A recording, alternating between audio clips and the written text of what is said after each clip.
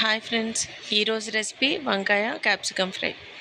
మీరు ఎప్పుడైనా ఈ కాంబినేషన్ ట్రై చేశారా? లేకపోతే ఓసారి ట్రై చేసి చూడండి. చాలా డిఫరెంట్ టేస్ట్తో చాలా బాగా వచ్చింది. ముందుగా ఒక ప్యాన్ తీసుకుని ఆయిల్ వేసుకోవాలి. ఆయిల్ హీట్ అయిన తర్వాత ఉల్లిపాయ, పచ్చిమిర్చి, కరివేపాకు వేసుకుని కొద్దిగా ఫ్రై చేసుకోవాలి.